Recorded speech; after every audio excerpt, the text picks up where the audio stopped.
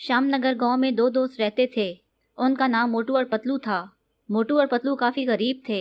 वो सारा दिन मिट्टी के खिलौने बनाते और उनको बाजार में बेचकर अपना गुजारा करते। एक दिन दोनों दोस्त बाजार में खिलौने बेचने जाते हैं। काफ़ी देर तक आवाज़ें लगाते रहते हैं, खिलौने ले लो, खिलौने ले लो, मगर कोई भी उनसे खिलौने नहीं खरीदता। काफ़ी देर बाद एक बच्ची अपनी माँ के साथ वहाँ आती है तो वो कहती है, माँ मुझे एक खिलौना ले दो। मगर उसकी माँ उस बच्ची से कहती है, अरे ये क्या, ये कोई खिलौने हैं? मैं तुम्हें बाजार से कोई सुंदर खिलौने ले दूंगी। तभी मोटू उस औरत से कहता है, बहन ले दो बच्ची को खिलौना, सुबह से एक खिलौना भी नहीं बिका। तो वो औरत नखुवत से कहती है, ऐसे खिलौने तो मैं फ्री में भी ना लूँ। मोटू और पतलू काफ़ी दुखी हो जाते हैं। शाम तक उनका एक खिलौना भी नहीं बिकता। शाम को काफ़ी दुखी और नाराज़ होकर वापस अपने गांव की तरफ जाने लगते हैं। उनका गांव बाजार से काफ़ी दूर होता है। रास्ते में एक घना जंगल होता है। दोनों काफ़ी थके होते हैं। आराम करने के लिए थोड़ी देर बैठ जाते हैं। मोटू और पतलू को अपने पीछे से आवाज़ आती है, मगर वो पीछे मुड़कर देखते हैं तो कोई भी नहीं होता। दोनों काफ़ी हैरान होते हैं। वो उठकर अपने घर के रास्ते पर चलने लगते हैं। उनको फिर से आवाज़ आती है, मोटू, अरे ओ मोटू, पतलू, अरे ओ पतलू। दोनों बहुत डर जाते हैं। अचानक उन्हें किसी औरत के रोने की आवाज़ भी आती है। थोड़ी दूर दरख्त के पास एक सुंदर औरत रो रही होती है। वो दोनों उस औरत से पूछते हैं, तुम कौन हो और यहाँ इस वक्त इस जंगल में क्या कर रही हो? वो औरत रोते हुए बताती है, मेरा इस दुनिया में कोई नहीं, क्या तुम दोनों मुझे अपने घर ले जाओगे? मोटू उस औरत से कहता है, बहना हमारे खुद के पास खाने को नहीं, हम तुम्हें कहाँ से देंगे? तो वो औरत जवाब में कहती है, मैं तुम पर बोझ नहीं बनूंगी। फिर वो तीनों चल पड़ते हैं।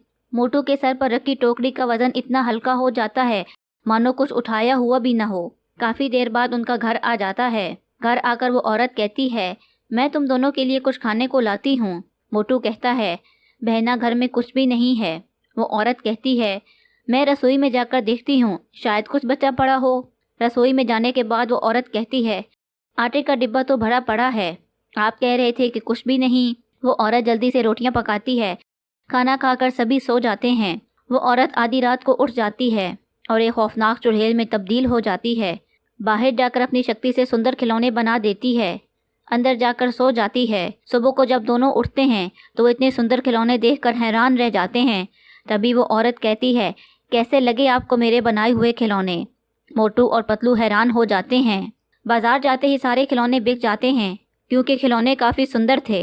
बाजार में सभी लोग हैरान थे कि कल तक तो इनके पास एक भी अच्छा खिलौना नहीं था, आज ये क्या हो गया? इतने सुंदर खिलौने कहाँ से आए? मोटू और पतलू के सारे खिलौने बिक जाते हैं और वो दोनों बहुत खुश होते हैं। महीने भर का राशन लेकर वो दोनों घर चले आते हैं। घर आकर उस औरत का शुक्रिया अदा करते हैं और महीने का राशन उस औरत के हवाले कर देते हैं। मज़ेदार खाना खाकर आराम करने लगते हैं।